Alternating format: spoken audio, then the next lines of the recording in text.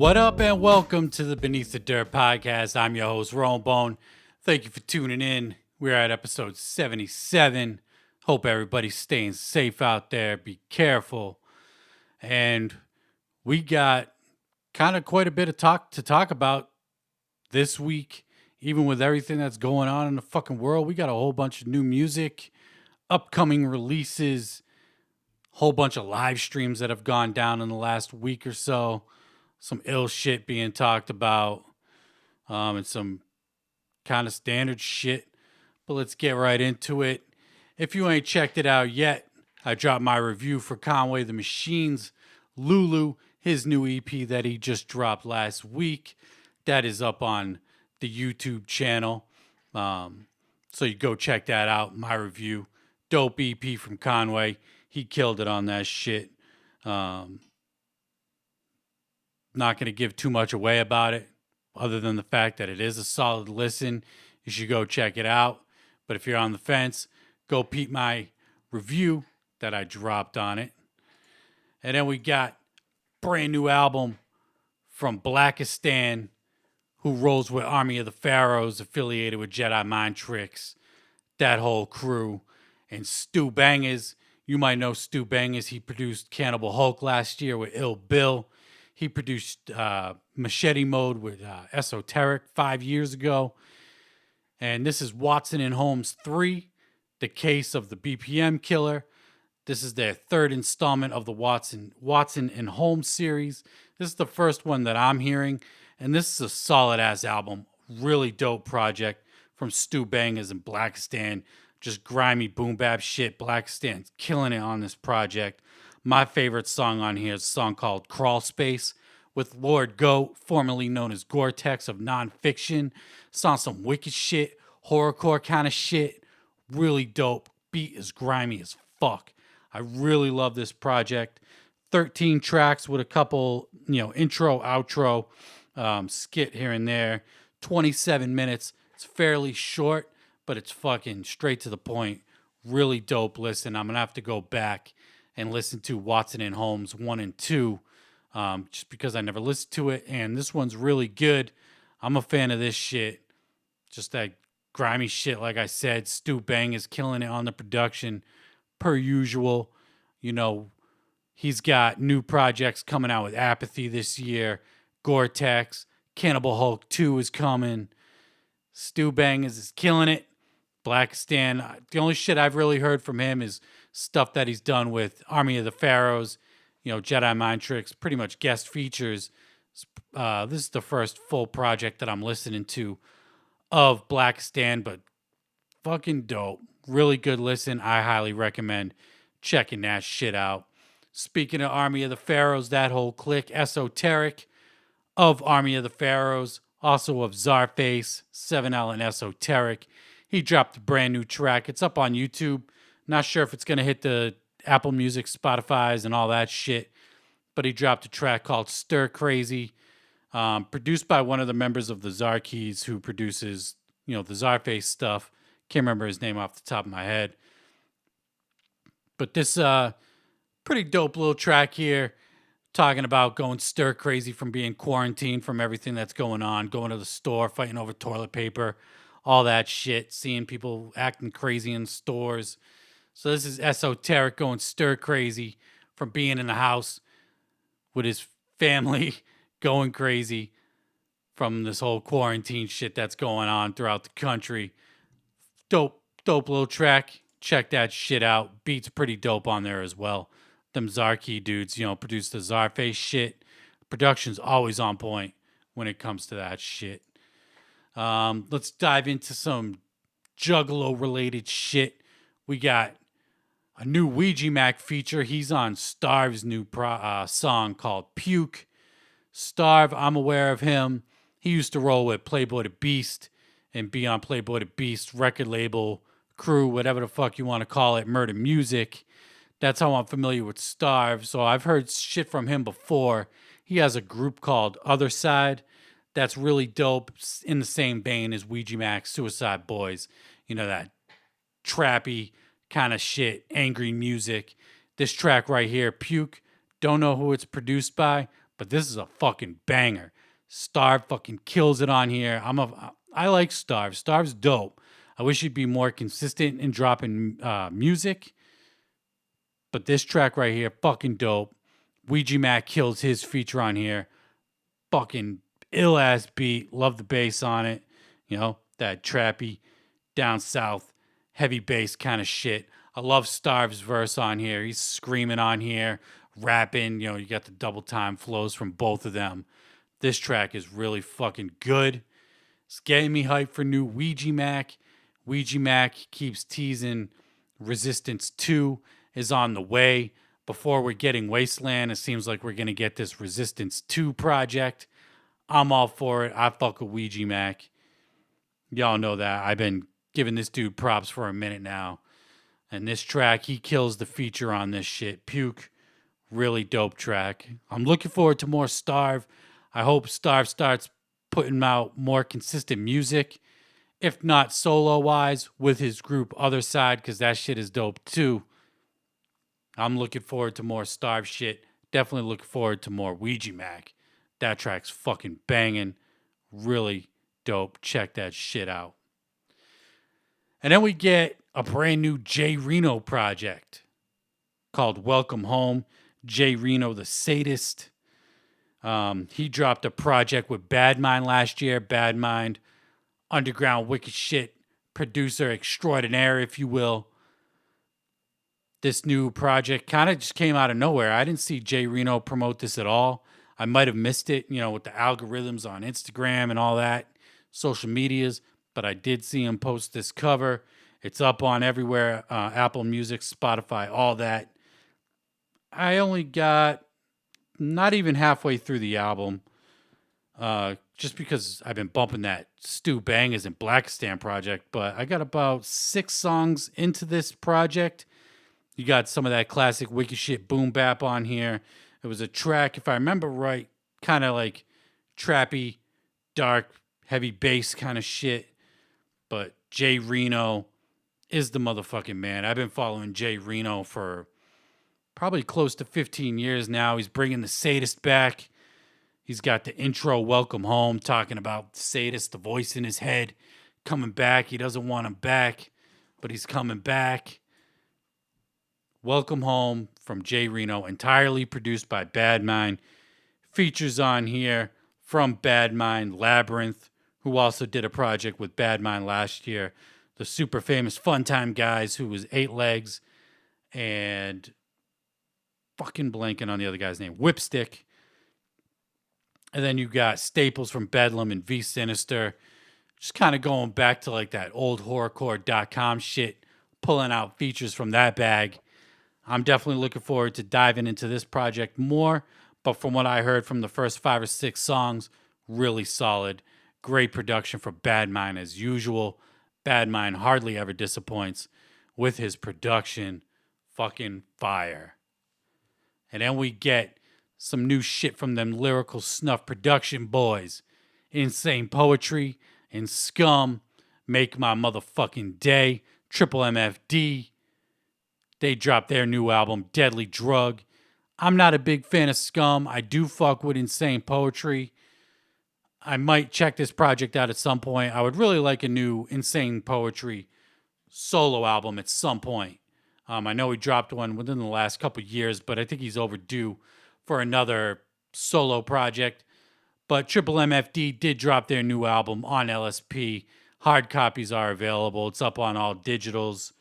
So if you want to check that out, do that shit. And then to some more underground hip-hop away from the wicked shit. Token. It's coming out of Salem, Mass. This dude's 23 years old. I believe I looked it up. He dropped his project Between Somewhere, late 2018. Really solid project. But he's back now with a new track called Curfew, talking about his girlfriend's 18. She got a curfew by 12:30. He'll be home by then. He needs girls to basically fill his ego.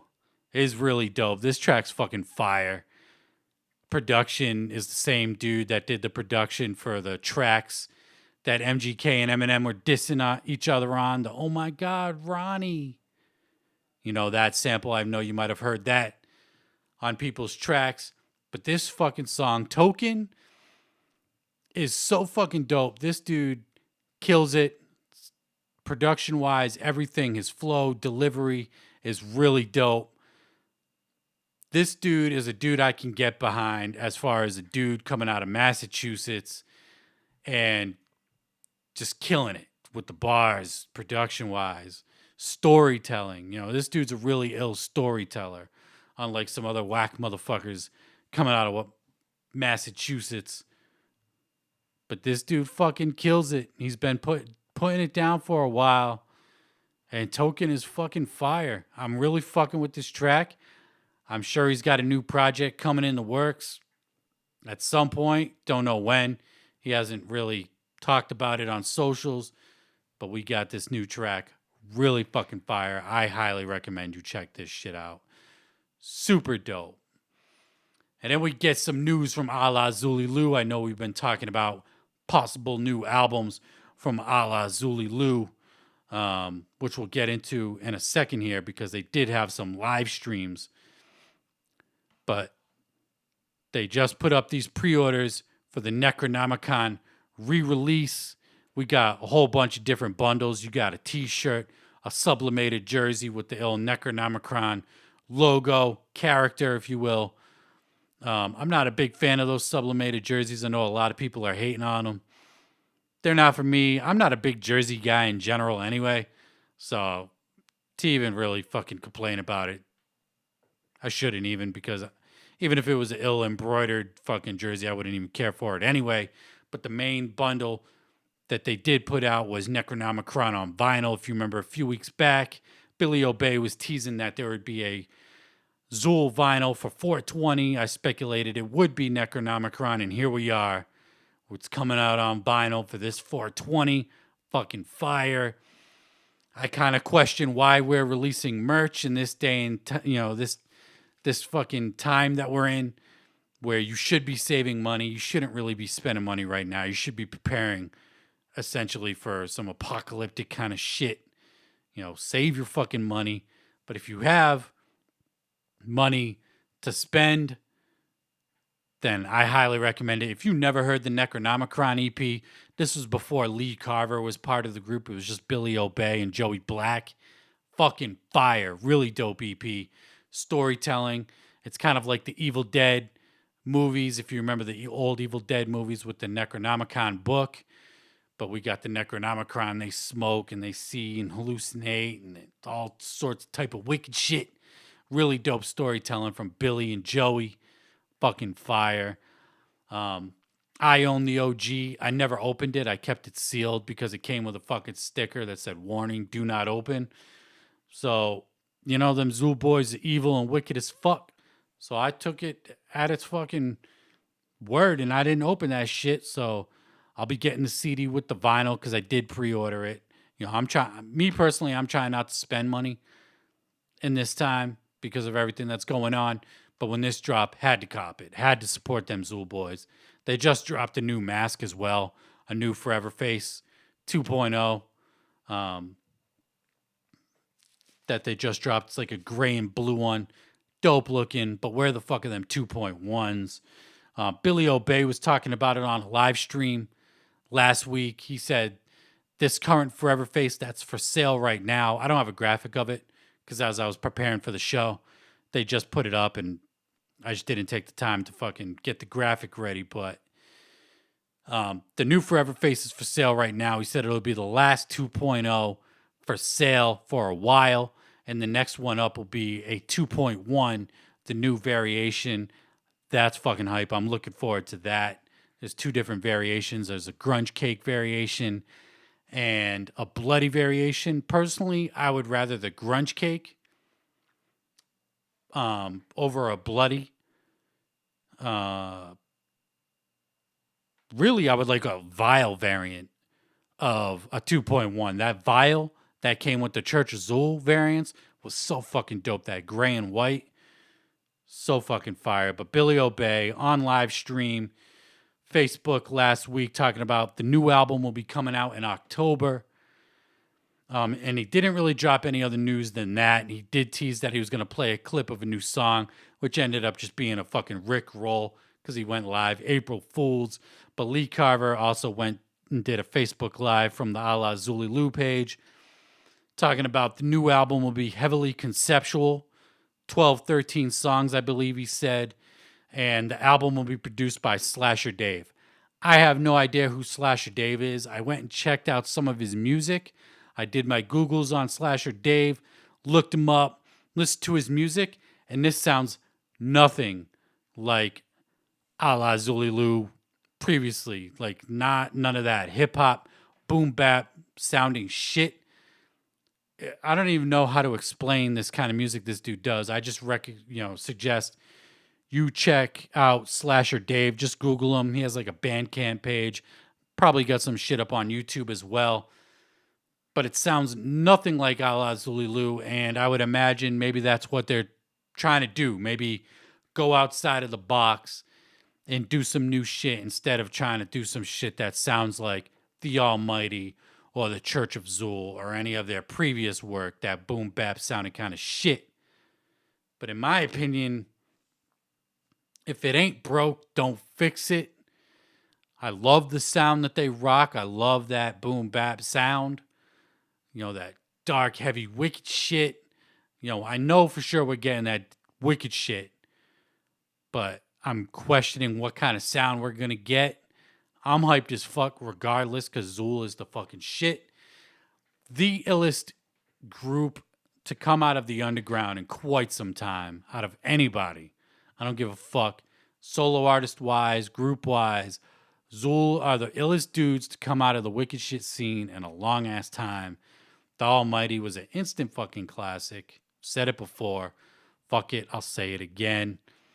So, Necronomicon re-release. It's the underground series that the M&E is doing. They've re-released some Twiztid shit, GMO shit, A&B shit.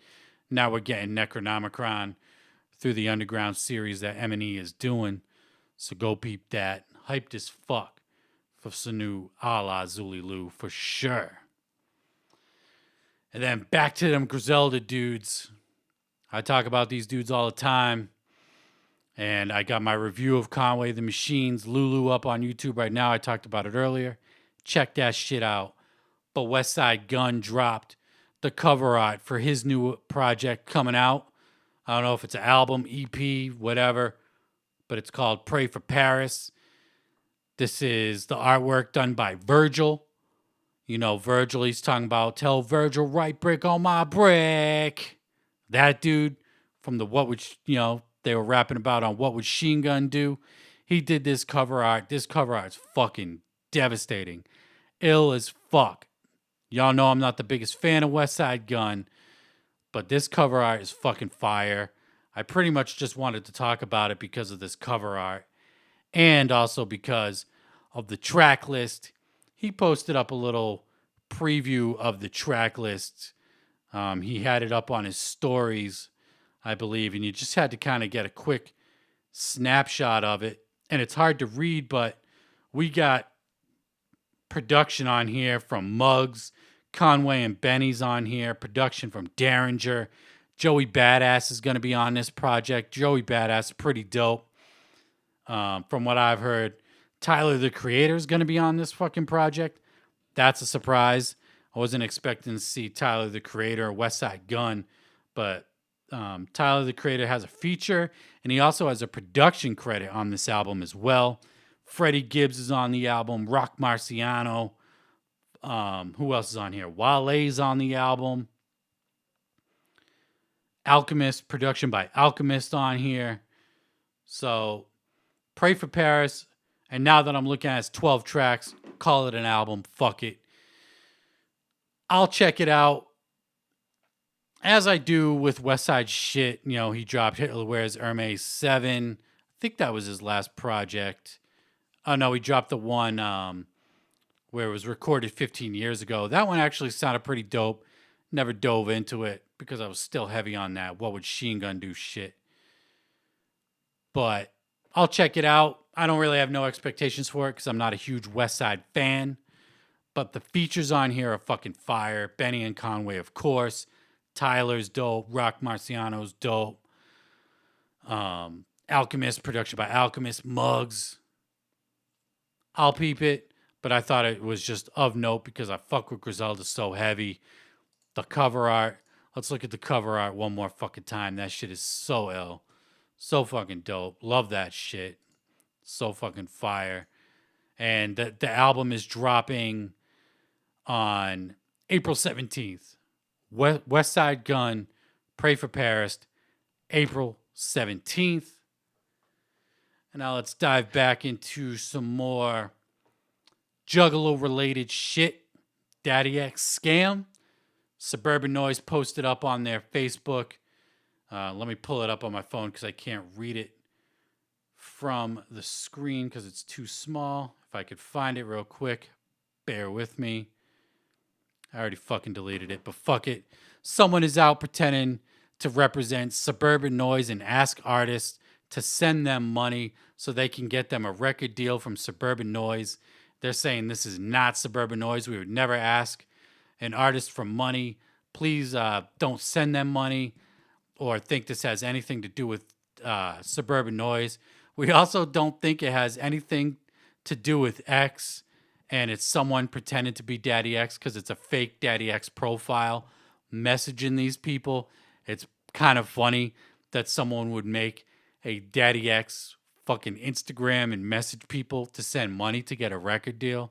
Like, I know there's gullible people out there, but you should fucking know if you have any kind of common sense, if you're signing a record deal, you should be getting some kind of advance money, like some kind of money or something, and not giving the motherfuckers money. Is it Daddy X? I could sit here and pretend and speculate and, let's just say it is Daddy X. That would be some funny ass shit. Not gonna lie. That would be some funny ass shit if this was Daddy X. Come on. After all the fucking fuck shit he's done with the whole Suburban Noise, calling Kevin Zinger out, saying Kevin Zinger was fucking his wife when he wasn't. Daddy X's wife fucking left him at some point later. This, Daddy X sold the publishing rights to Cottonmouth Kings. He owned all the publishing to Cottonmouth, and he sold it to like Cleopatra Records or some shit. You could see it on iTunes and Apple Music and all that. I'll go ahead and say that it's not X, only because Suburban Noise says they don't think it is. But if it is, this dude's grimy as fuck. But it doesn't surprise me. And it would just be another ill scumbag chapter in the Daddy X book, if you will.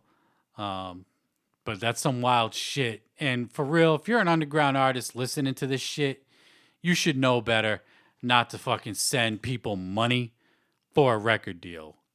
You should be getting money. You should be getting some kind of advance, whether it be, money to record your shit, equipment to record your shit, something. I don't know how this underground music shit goes as far as record deals, but you do not have to pay to get a fucking record deal. Don't do it. Have some common sense. And shout out to Daddy X for being a fucking scumbag. All right.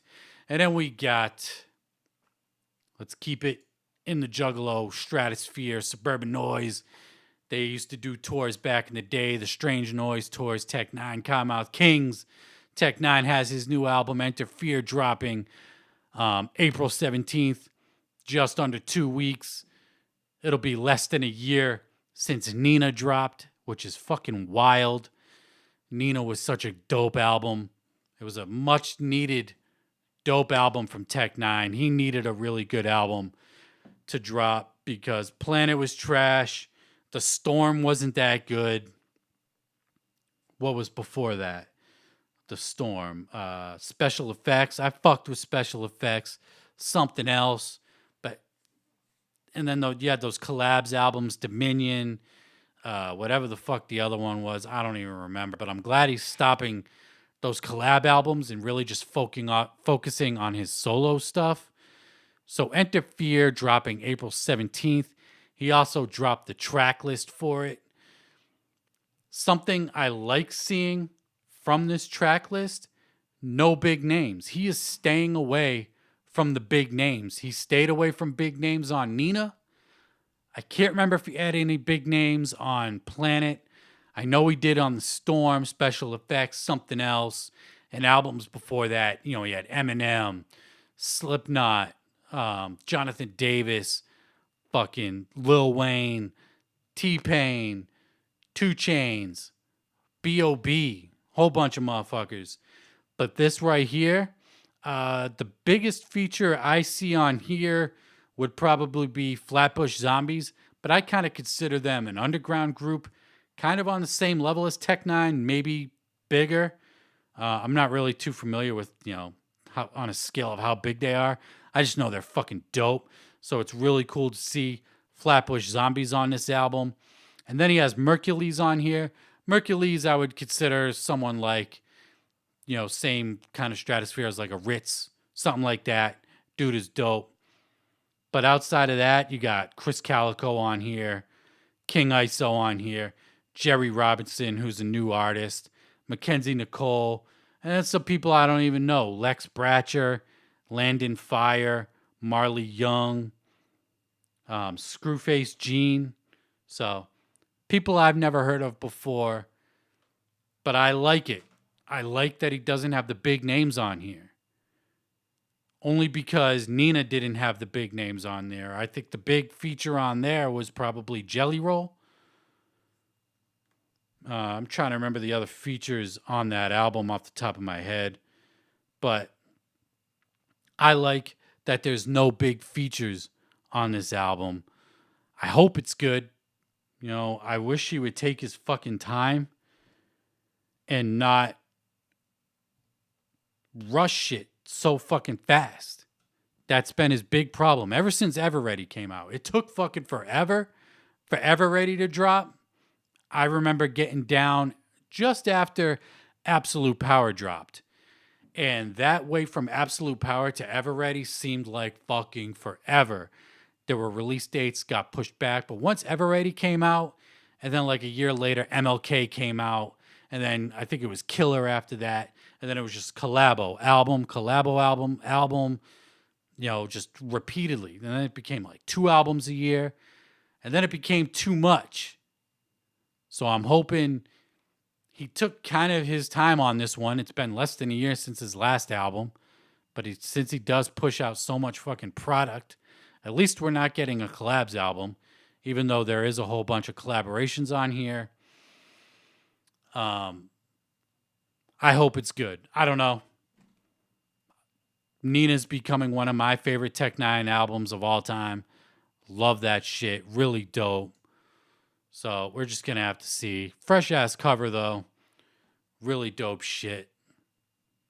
I hope coming from Tec9. He did drop the video for the opening track off his album. And just going to have to see. I haven't heard one song off EnterFear. Not one fucking song. And then before we get into this new Twiztid shit, I want to talk about a couple live streams that Young Wicked and Bones Dub did. Young Wicked did a live stream on Facebook. Somebody asked him about Young Wicked, the mixtape volume 2. He said he's waiting to make it better. It's done, but he's waiting to make it better. He's going to redo some tracks on there. He wants to make sure it's a dope project. I fuck with it. As much as I want Young Wicked and I've been pushing for Young Wicked, I'll wait. If he's going to make it even better than probably what it is, he's talking about mixing, mastering, and all that shit. His shit sounds fucking great now. He talked about mixing Twiztid's new album, which we'll talk about in a second here. And then Bones Dub did a Facebook Live. He talked about second A&B single will be dropping April 17th. So we got a whole bunch of shit coming April 17th. We got Westside Gunn dropping that day. Tec9. We got a new A&B single dropping that day. And they said there's one feature on the new Fatality EP, and it will be on this second single that drops. He didn't really hint to say who the feature was, other than the fact that there is a feature, one feature on this project, and it'll be on this album.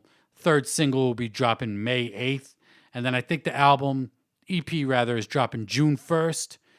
And he kept saying the pre-orders would be going up April 1st, but April 1st, the Necronomicon pre-orders went up, so maybe he meant May 1st, the pre-orders will go up for the new Fatality EP. I'm hyped. Bones Dub killed it on that Fatality track.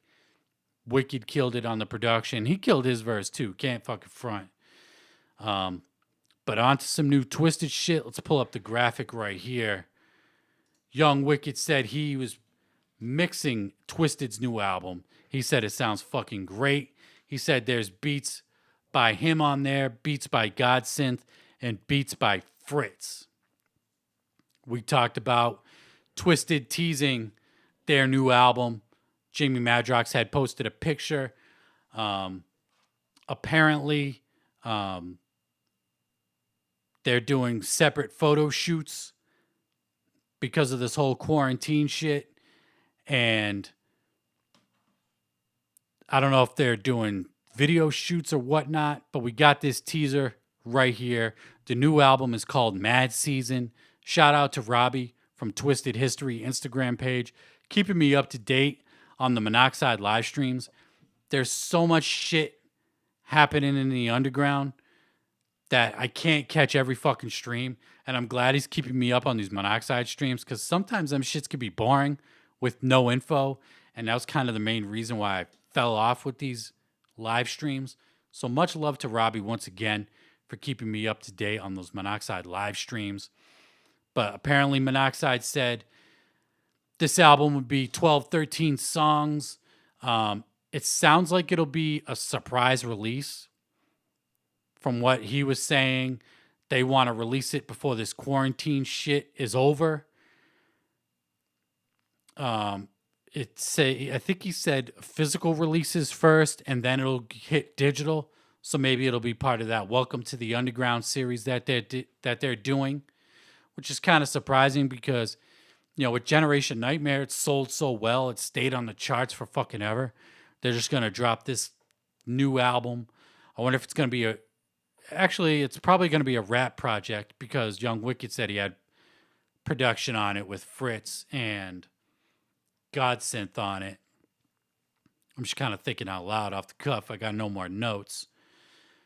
But 12, 13 tracks, brand new Twiztid album.